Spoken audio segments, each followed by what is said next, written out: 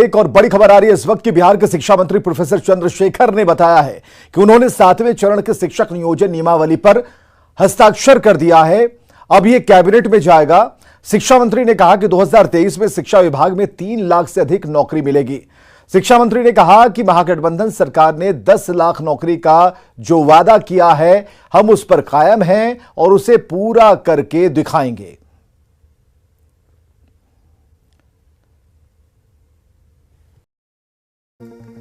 नमस्कार, ये वक्त हुआ है खबर बिहार का। मैं रविंद्र सिंह आपके साथ और ब्रेकिंग न्यूज से शुरुआत करेंगे।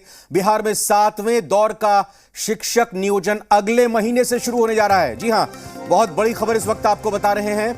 नियोजन को लेकर शिक्षा विभाग से जी बिहार झारखंड को अहम जानकारी मिली है। 7वें दौर के शिक्षक नियोजन में आवेदन लेने की प्रक्रिया पूरी तरह से केंद्रीयकृत होगी और इसका फायदा यह होगा कि अभ्यर्थियों को आवेदन देने के लिए नियोजन इकाइयों के चक्कर नहीं लगाने होंगे।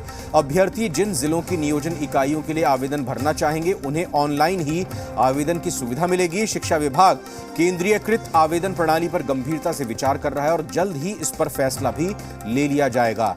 राहत भरी खबर, बड़ी खबर उन तमाम लोगों के लिए जो 7वें दौर के शिक्षक नियोजन का इंतजार बिहार में कर रहे हैं। तो खबर जी बिहार झारखंड सबसे पहले आपको यह दे रहा है कि अगले महीने इसकी शुरुआत होने जा रही है। नियोजन को लेकर शिक्षा विभाग से जी बिहार झारखंड को यह अहम जानकारी मिली है।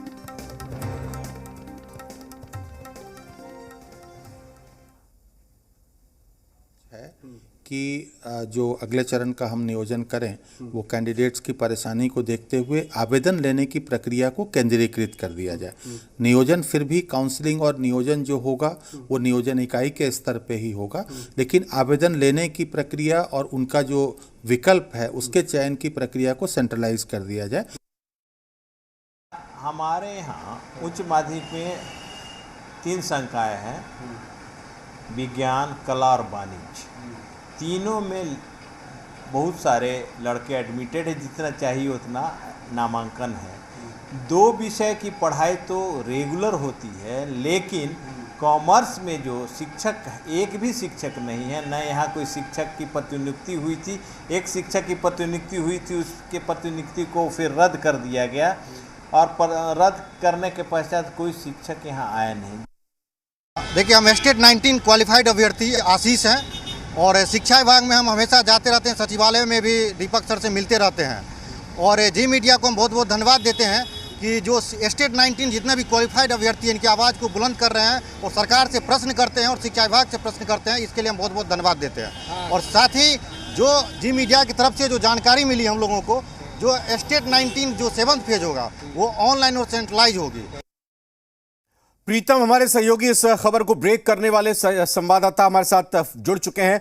प्रीतम, 2 महत्वपूर्ण बातें। पहली ये कि 7वें नियोजन की प्रक्रिया की शुरुआत अगले महीने से होगी और दूसरी बड़ी बात ये कि चक्कर नहीं लगाने पड़ेंगे। हर जिले के अब सेंट्रलाइज्ड, केंद्रीयकृत की जा रही है। ऑनलाइन ही आप घर बैठे कर सकते हैं पूरी प्रक्रिया के लिए अप्लाई। जी बिल्कुल रविंद्र, ये बड़ी खबर है। दरअसल रविंद्र क्या है कि अब तक बिहार में जो है जो 6 दौर का नियोजन जो हुआ है उसमें बुनियादी दिक्कत ये होती थी कि अगर कोई एप्लीकेंट पटना का है तो उसे फॉर्म भरने के लिए अगर वो बांका में अपना नियोजन चाहता है या फिर भागलपुर में अपना नियोजन चाहता है तो उसे जो दूसरी जगह है, जो दूसरी नियोजन इकाई है, उसका चक्कर लगाना होता था। लेकिन अब शिक्षा विभाग इस बात पर गंभीरता से विचार कर रहा है कि क्यों नहीं जो सारी प्रक्रिया है वो ऑनलाइन हो और वो सेंट्रलाइज्ड हो। इसका सबसे बड़ा जो बुनियादी फायदा ये होगा कि जो अभ्यर्थी होंगे वो बैठे अपने मोबाइल पे या डेस्कटॉप पे ही बैठकर जो है वो सारी प्रक्रिया को देख सकते हैं और उन्हें जिस भी नियोजन इकाई के लिए फॉर्म भरना होगा वो अपने मोबाइल पे या कंप्यूटर पे बैठ के कर सकते हैं। इसके लिए उन्हें किसी दूसरे जो नियोजन इकाई है वहां पे उनका जो है उसे चक्कर लगाना नहीं पड़ेगा। लेकिन सबसे बड़ी बुनियादी बात यह है कि जो क्लास 9 से लेकर जो 12 तक की जो सीट खाली है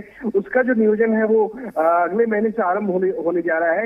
एक जो विभाग से जो जानकारी मिली है उसमें ये भी बात है रविंद्र, जो और एक महत्वपूर्ण बात ये है कि अब तक क्या होता था कि जिस नियोजन इकाई में नियोजन हो जाता था तो जो वेटिंग लिस्ट होती थी या जिनका नियोजन नहीं हो पाता था उनके लिए जगह समाप्त कर दी जाती थी।